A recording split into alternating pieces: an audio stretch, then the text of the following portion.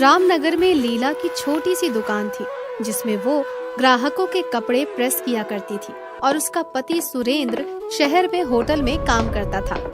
एक बार रामनगर में बाढ़ आ गई जिसके कारण उसकी दुकान में ग्राहकों ने आना बंद कर दिया। अजी सुनते हो? लो, हाथ पर हाथ धरकर बैठे रहने से काम नहीं चलेगा, कुछ तो सोचना ही पड़ेगा। अरे सोचने से क्या होगा जी, हम और कर भी क्या सकते हैं, जन्मजात धोबी हैं। क्यों जी? तुम तो कहते थे जब तुम शहर में थे एक होटल में काम किया करते थे। अरे हाँ करता तो था, लेकिन मुझे सिर्फ डोसा बनाना ही आता है। लो जी, तो फिर हो गया हमारा काम। तुम डोसा बनाना और बाकी चीजें मैं बना लूंगी। अरे भाग्यवान, डोसा बनाने के लिए कई चीजों की जरूरत होती है। अरे जरा मुझे बताओ तो आखिर शुरुआत करने के लिए किन चीजों की जरूरत होगी?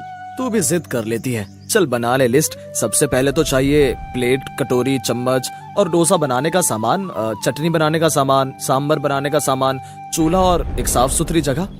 अजी ऐसी बात है तो हम इसी हफ्ते इस काम को शुरू करेंगे। तुमने जो सामान बताया आधे से अधिक तो घर में ही मौजूद है और थोड़ा बहुत मैं उधार ले आऊंगी।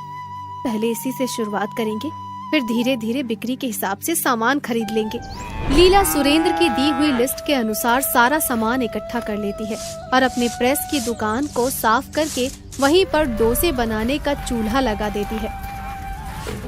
हे भगवान, तूने प्रेस की जगह यहाँ पर चूल्हा क्यों रख दिया? क्या ग्राहकों के कपड़े जलाने का इरादा है?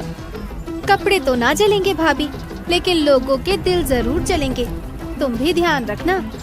बकवास ना कर लीला, मैं तो पड़ोसन होने के नाते पूछने आई हूँ।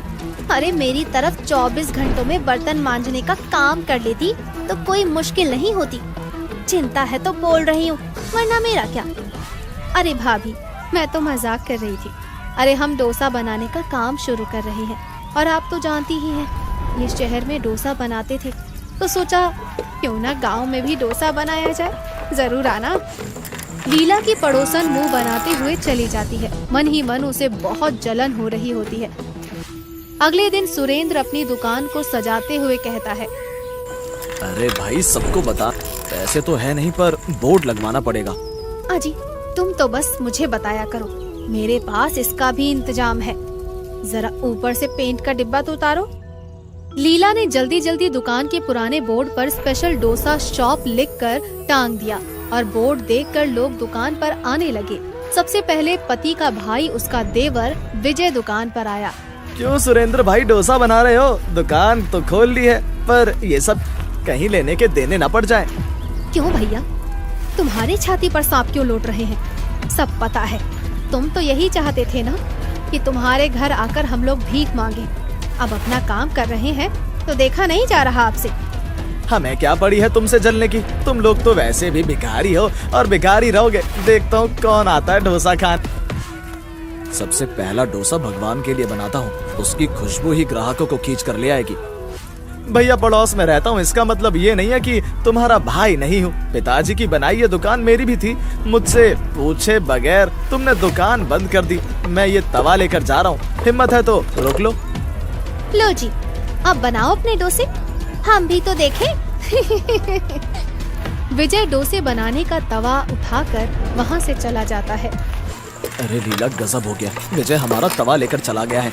हमारे पास डोसा बनाने का तवा ही नहीं है। हमारा तो व्यापार शुरू होने से पहले ही खत्म हो जाएगा, लोग मजाक बनाएंगे। अजी इतनी जल्दी हिम्मत क्यों हारते हो? मुझे कुछ सोचने दो।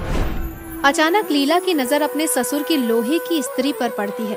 वो खुशी से मुस्कुराने लगती है। लो जी, हो गया इंतजाम, तुम चूल्हे को नीचे रख दो। ससुर जी की लोहे की इस्त्री पर बनेंगे डोसे। अब तो इस व्यापार पर ससुर जी का आशीर्वाद भी है। मैं इस्त्री को गरम कोयले से भर रही हूँ। क्या बात कर रही है? इस्त्री पर डोसा? तुम मेरा मजाक उड़ाने पर तुली है। लीला स्त्री को उल्टा करके रख देती है और सुरेंद्र उस पर डोसा बनाता है और देसी घी की खुशबू से ग्राहक आने लगते हैं। अरे वाह सुरेंद्र भाई, ये तो बहुत ही बढ़िया किया। यहाँ तो कोई बढ़िया डोसा बनाने वाला नहीं था और फिर तुम तो शहर से सीख कर आए हो, तो कम से कम कुछ बढ़िया खाने को मिलेगा। जरा मेरे लिए एक डोसा बना दो। भैया मेरे लिए भी डोसा बनाना, बहुत दिन हो गए, जब शहर गया था तभी खाया था डोसा। हाँ हाँ क्यों नहीं, बस 2 मिनट बैठिए, मैं अभी तैयार करता हूँ डोसा। वाह वाह वाह वाह, क्या बात है। तुम्हारे डोसे का स्वाद कमाल का है। इसमें आने वाली हल्की हल्की कोयले की खुशबू तो इसके स्वाद को 10 गुना बढ़ा रही है। जरा मेरे लिए 10 डोसे पैक कर देना।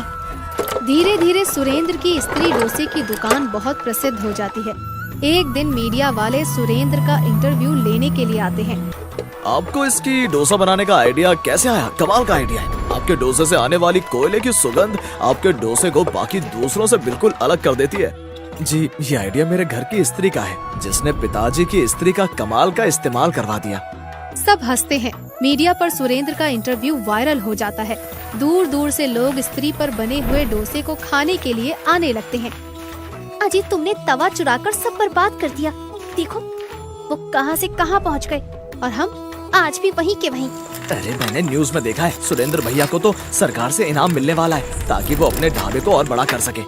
मैं तो कहती हूँ हमें भैया से माफी मांग लेनी चाहिए। हाँ, मेरे बड़े भैया बड़े दिल के आदमी हैं, वो हमें जरूर माफ कर देंगे। अरे हाँ जी, तुमने देखा नहीं, भैया ने तो फ्रिज, टीवी, कार सब खरीद लिया।